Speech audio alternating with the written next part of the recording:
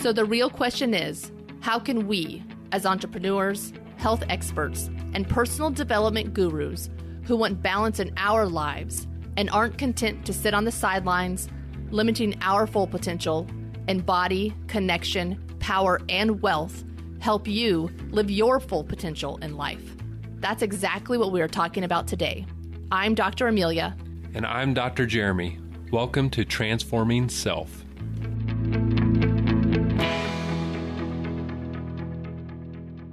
Good morning, good afternoon, good evening, wherever you are in your day. I hope it is a good day. So we have the pleasure today of having Jay Pryor on our show, and we're so excited to have Jay on the show today. So first, I'm going to introduce Jay. Jay is a speaker, executive coach, and facilitator of corporate trainings and workshops. They are the author of the acclaimed book, Lean Inside, 7 Steps to Personal Power, a practical guide to transformation for women, which is an excellent book, I might add.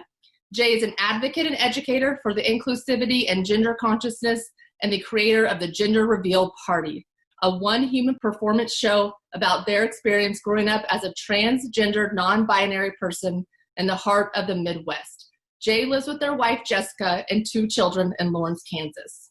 Thank you so much for being here with us, Jay. Yeah, thanks for having me. I'm excited. Yeah, so why don't you expand on your bio just a little bit for us? Sure, I'd love to. I am predominantly a keynote speaker is my favorite thing to do. I do a lot of stuff, but I do a lot of keynote speaking. And I've been an executive coach for 15 years, and I created my own signature process, which is my book. My book is called Lean Inside, and my signature process is about leaning inside and really getting to the point where we understand that there's nothing outside of us that's going to make us happy. It's really about diving inside and really finding out and getting out of our way anything that's in our way of succeeding and being as fulfilled and happy as we can. So I do that work, and then I'm also an out transgender human, so I do a lot of work with companies on diversity and equity and belonging for LGBTQ people, especially transgender education, training people around how to use my they them pronouns and how to understand the language that we use, really creating a space of belonging for LGBTQ people. So I kind of wear a few hats. Yep. And you're a life coach. I don't know if you mentioned Yes, but yes. And chiropractors are some of my favorite people to coach. That's right. We're pretty coachable. It really is the truth. Yeah. So, and Jay has been my life coach on and off since November of 2014. So I was thinking about this today. I'm pretty sure coming up on our 5-year anniversary. Yep. I guess it was last year, so 6 year. Yeah, there you go. Yes, wow. It's been about 6 years. So I've known you for a long time. I didn't realize I have known you and been in your life for 6 years, but it's pretty cool. Yeah, absolutely. Well, Jay, thanks again for being on our show. And my favorite, I love quotes, affirmations, and I'm always interested in everyone else's kind of what you live by. So what's one of your favorite quotes or affirmations or mantras? Yeah, I think that I was thinking about this earlier, and I think the one from my book that I really try to have my clients take on more than anything is progress, not perfection.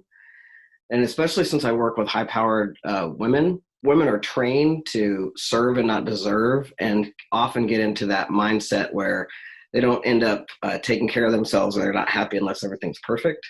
So being able to go with progress, not perfection is one of my favorite mantras. The other mantra that I use for myself personally all the time is that things are always working out for me. And that just to keep in mind that even though it seems, sometimes it occurs like, or what it seems like the world is giving to me is not working out for me, the truth is things always work out. And if it's not worked out, it's not the end. So we just got to keep going because things are going to work out. And so I really keep that top of mind. And even if I start to get stressed, it's embarrassing, but I even sing a song like that things are always working out for me, like whatever it is, just to keep me reminding. Whatever works. Like a perfect example of that, I almost missed a plane once, right? And I was like literally 5 minutes to make the door. The whole time I'm monitoring that things are working out for me, and everything just smooth. What I know, and I think we all know this, is that energetically, if I were to have been panicked, freaked out, it wouldn't have gone that way, right? So things are always working out for me. It's kind of all about what you focus on, and that's something we live by daily. Yes, absolutely. Bad things happen every day, But if we just look at the positivity, we can realize there's lots of brightness in our day. Yeah. And well, one of the things we talk about a lot in my work is due to your reticular activating system in the brain, literally what you focus on gets bigger. And so we do our best to shift our focus to what's working all the time rather than listening to the noise. Yeah. And I have your things are always working out for me bumper sticker in my car so I can see it in my windshield. So I see that every single day when I'm in my car, things are always working out for me. Things are always working out for me. And I feel like sometimes as humans, we get so attached to what we think the end is going to look like. Yes. Things are always working out to me working out for me doesn't mean it's going to look like how I think it's going to look like. Absolutely. Like it could be completely different, but it's still going to work out the way it's supposed to. Well, most of the time it works out better. Yes. We're, as humans, our minds are limited by our experience. And the good news is the universe doesn't have those limitations. So oftentimes if we're focused and really moving forward, it's always amazing to me how things work out better than I thought they could have. Yes. Yeah. So you have a lot going on. You travel, you coach, you train, you write books. I don't know if you're writing another book, but maybe we'll see another book at some point. Absolutely. So how do you find balance in your life between wife, kids, work, running around, everything that you're doing? How do you find that balance, and what does balance look like to you? Yeah, well, first of all, I think the term balance is a misnomer. I don't think there's really such a thing as like everything equal. So I think what's important is that whatever's in front of me has me present to it, and that I pay attention to make sure that what I'm focusing on are things that keep me well and balanced as much as possible. In particular, what I focus on a lot, and what I have my clients focus on a lot, is the neuroscience and behind us being well. So keeping our cortisol at a flow and not tipping over into bad stress. And for each human, every human, we have to figure out for ourselves, what are those things that tip us into bad stress? So for me, I know, for example, I can't watch a lot of news. I'll tip into bad stress over that. And it's not worth my well-being. It's not worth we all know, Jeremy and Amelia, we all know that our mind, body, and spirit are all connected. So if I get my cortisol too high, my physical body, there's a response there. And then that impacts my relationships, my connections, everything. So they're all connected. So I think that whatever's in front of me, sometimes balance in a week is I spend more time with my kids than I do focusing on work. Sometimes work is like, man, I got to focus on my work this week. I'm lucky as an entrepreneur that I get to say, and have been an entrepreneur for 15 years. So I know for myself what feels good. And I think what more important than trying to find balance is being conscious of how do I feel and how am I doing in terms of, my own well-being. So being conscious of that, and then being able to put things in place and structures in place to fulfill on or fill in the gaps along the way. That's good. Yeah, I think you're right. Balance doesn't mean everything's equal. No, it's never going to be equal. Not going to happen in this lifetime. Anyway. Nope, not a thing. But I do think you said it right. Are you paying attention to all aspects? And that's what it's important. Yeah, I think so too. And I think that most humans that are unconscious aren't even clear about how impactful. I mean, I say this all the time. Your body listens to every word you say. So if you walk around saying, I don't feel good and I'm sick and I'm never going to make it, and I'm always, all those things, your body you can even feel the energy in your body just going, like just crouching down and being, instead of being expansive and lifted up the way it happens when you're lifting yourself up with positive words, where your focus is, all that makes a huge difference. So over the years, you have given me a lot of great advice. What's some really good advice, or just something somebody has told you that's really stuck with you and kind of helped propel you forward in life? Yeah, I think the best advice I have ever heard anyway, and it wasn't given specifically to me, I believe it's Byron Katie, is the person who says that what people think of you is none of your business. Yes. And for me, that is like, it's huge because, as we grow and as we expand, we put ourselves in front of people. There's a lot of judgment out there, and people's own thoughts about whether we're good at what we do or not. And so I've really worked to learn to like what I do, especially when I put out a video or a podcast like you all are doing, because I do short videos, or my book, Like, that's my work and it's my art, and people are going to judge it, but I don't have to listen to that. Like, I don't have to take that in, right? And I do take in the positive feedback that I get, because that's really good. And I'm not saying that if I get criticism, I'll always look at criticism, but there's just, there's a lot of haters in our world sometimes. So what other people think of me is none of my business. Nope.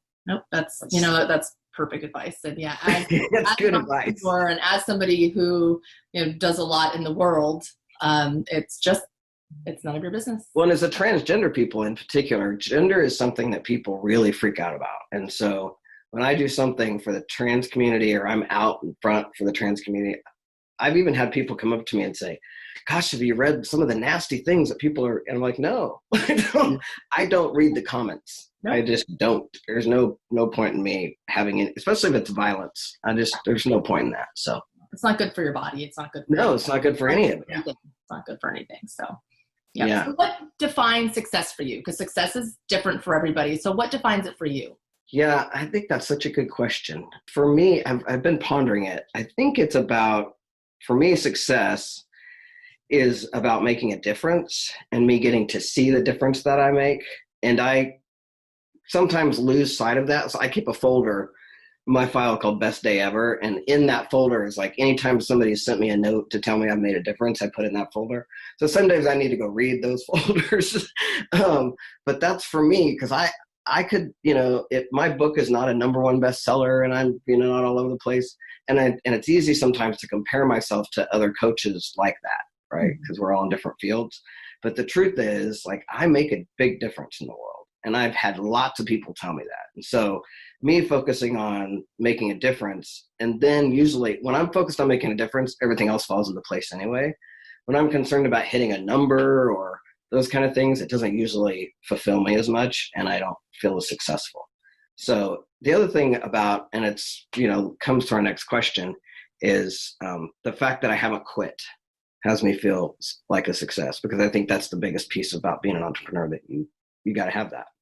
They say, isn't it like most people say that 5 years, if you can make your business last 5 years, that first 5 years is like, most people give up in that first 5 years. At some point they quit. They're hard. And if you don't have that drive and that determination, you're not, one step, one breath, one foot in front of the other. You just have to keep doing it, because it's hard. It is. It can be. And it's like finding that resilience and that willingness to continue to go, I think, is what it's for me what success is about. Yeah, that's why I tell young chiropractors, I'm like, you're going to go like this. Mm-hmm. You're going to be feeling good, and all of a sudden you're going to go poop. Oh, yeah. And then you're going to beat yourself up, or you can remember what got you going like this and just repeat it. Yeah, I had one coach who I love. She's great and helps me a lot. Talk about it. Like, do you remember the movie Princess Bride? I love Princess Bride. So remember the pit of despair? The pit of despair. Pit of despair. Yep. That's what it feels like sometimes when you're, you know what I mean? Like, it feels like I'm never going to get out of this pit of despair. But if you just keep moving, right? You just keep swimming, you'll get out of it. I like that movie. Yeah, there you go. Finding Nemo? Yes. Finding Nemo, yeah. It's a good movie. Yeah, it can definitely feel like the pit of despair. There's sometimes low times, and it can some dark times, but just and surrounding yourself with people who lift you up, I think, is really important when you're an entrepreneur. Not just when you're an entrepreneur in everyday life, but especially as an entrepreneur. Surround yourself with successful people, or people who want to see you succeed, who don't want to tear you down and drag you down, because there's the right and wrong people to have in your corner. Yeah, and I think you also have to, personally, I feel like one of the smartest things I've ever done in my business is network and have many mastermind groups with other entrepreneurs. Yes. Yeah, that is really important. Because people who work at JOB that get a steady paycheck every month, they don't even get us. They don't even understand us. We're not made of the same breed. We're not cut of the same cloth, right? Because that just doesn't work for us. So having relationships with other entrepreneurs, I think, is really important, because you get feedback about what works and what doesn't work for them along the way. So I think it's really vital for entrepreneurs. And it's fun being with entrepreneurs who aren't in your profession, Because we surround ourselves with a lot of chiropractors, which is great, but it's fun to be in masterminds with other professions because they will look at what we're doing in maybe a slightly different way and give us some really good feedback that maybe another chiropractor wouldn't even seen.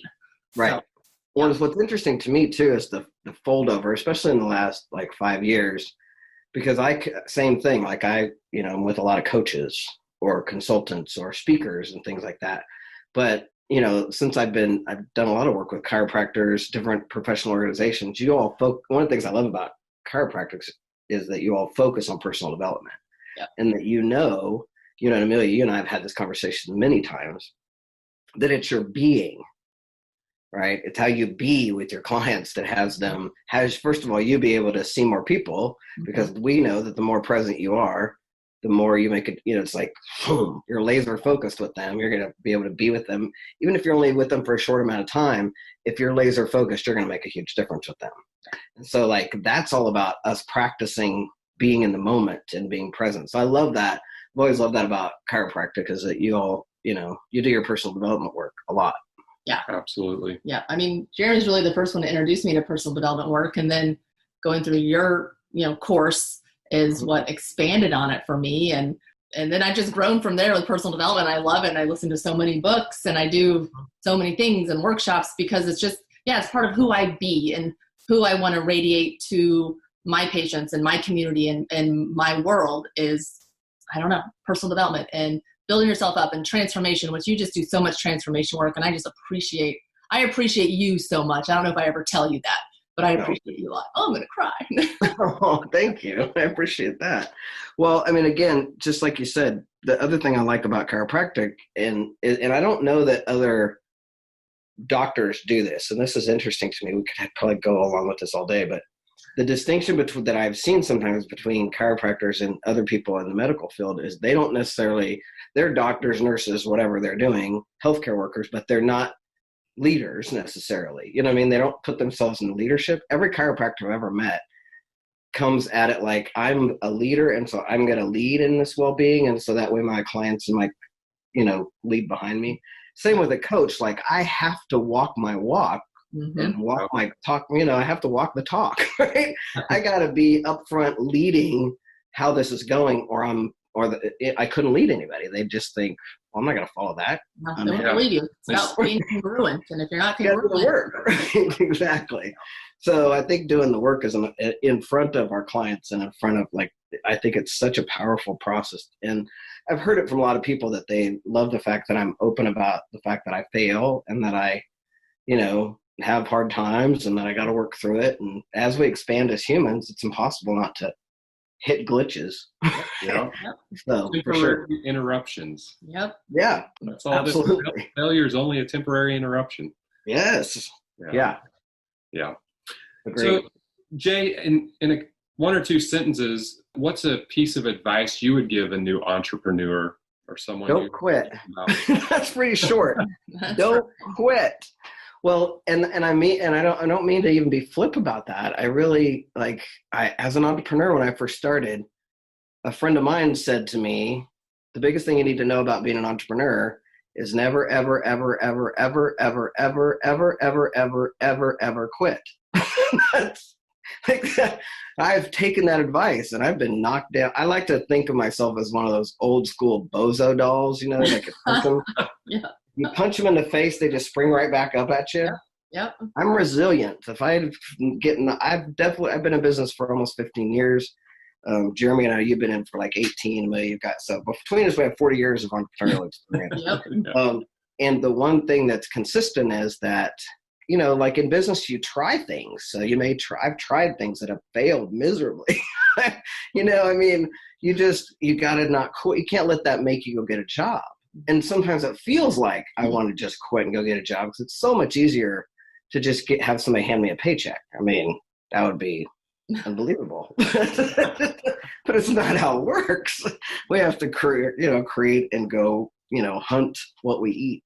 So, and I love that. I can't even imagine. I'm so blessed. And for me, coaching is the most amazing profession that I could have ever created for myself. I can't even believe it sometimes. But really, the major advice to give entrepreneurs, in my opinion, is don't quit. And if you don't quit and you just keep at it, you will win. You will. You know, if nothing else, it's the law of averages. I mean, just keep talking to people until somebody's interested in what you got. Yep. Somebody eventually will be interested. Yeah, absolutely. It's the law. I mean, yeah. Just make sure you're paying attention when they listen. That's true. Right. Exactly. Yeah. But not giving up. And if you can just not quit, that's like the biggest thing. At some point, every entrepreneur who, isn't an entrepreneur anymore said, I quit. I'm not doing it anymore. Yeah. So I've quit for a day. Like I'm done for today. You can take a day here and there. You can take a day. Take a day. There's sometimes days you need to pull the covers up over your head. Yep. For sure. But most of the time, I love my business and I love being in it. I get to do this. That's the other thing, I guess, as entrepreneurs. If you're going to be an entrepreneur, don't go create a job for yourself that you hate. That's silly. If you're going to create your own job, make sure it's something you love, because that's the other thing. Yeah, I agree. You have to love what you do. It makes it a lot easier. Oh, a lot easier. Then when there's things in the business that you don't like, because there's things in my business like my wife, Jessica, takes care of all the billing people and stuff, collecting monies, and I'm so grateful that she does that, because I do not like that at all. And as you grow as an entrepreneur, you can learn the things you don't like and then like hire other people to do them. But if you love what you do, especially in the beginning, then if there's parts of your business that you don't like, it's not as a hard pill to swallow. It's easier to, if you really love what you do, spend time on that part. Yeah. Absolutely. Yeah. All right. So how do people find you? How do they get a hold of you? If somebody's listening and they want to inquire about your service or hire you for the life or buy your book, how would they go about doing that? Well, first of all, let's give them my book. So We'll give away the book for free. If you go to my website, jaypryorconsulting.com, and it's all spelled out, JAYPRYOR consulting.com. If you go, there's at the top of the website, there's a little slot that says lean inside. And if you pull that down, you can go like you're going to buy the book. And then when you get to the part where you register to pay the $7.99 that it is or something, there's a little blue section that says have a coupon. If they put in the word free audiobook, all one word, it'll go to 0 and they can just download the book for free. Awesome. Perfect. Thank you. Yes. Yeah, I love that. jaypryorconsulting.com. The other website that I have is called thegenderrevealparty.com. And especially now that we have been locked down, I'm asserting that we will be locked down again. Maybe not, but I'm guessing. But I've got my show up there on the thegenderrevealparty.com. If people want to rent it, it's like $10 or something. And it's better than Tiger King. And I assert that it's some of the best transgender, non-binary education out there for cisgender straight people. Awesome. They're really interested in educating themselves about what non-binary and what gender is. Mm-hmm. I get to tease people about their genital reveal parties that they have. So that's what they are. They're revealing genitals, not gender. So it's a different conversation. You're right. So yeah, that's where to find me. Awesome. Great. And you're also on Facebook, right? Oh yeah. Facebook, Twitter, all the things. Jay Pryor Coach. Yep. Perfect. So yes, definitely go download the book. He's giving it to you for free. I have multiple copies. I also have it on my phone. I've read it and listened to it many, many times. I've went through the seminars, and the book is kind of based off of some of the seminars, right? Yeah, the book is 100% based off. That's what I thought. Yep, it's all in there. So it's all my signature process. And then I guess one more thing to share is that this fall I will be doing an online course. I have my online, the seminar you did, Amelia, is on video on my website. People can purchase that as well. But I'm going to be doing an online lean inside, going through each module. Oh, good. I've never done that before. I've never done the video course. But now we're all virtual. I feel like it might be a great time. So this fall, if they download the book, they'll be on my list, and they'll get announcements about those things. So very good. Well, that's exciting. Might as well do virtual. Everybody, it's all going virtual now. So gotta do it. Might as well do it. Yep. Well, thank you so much for being on our show. Is there anything else you want to tell our audience or chat about before we get off? I mean, first of all, I just want to say thanks to both of you. And then I would tell your audience, listen to these people. They know what they're talking about, right?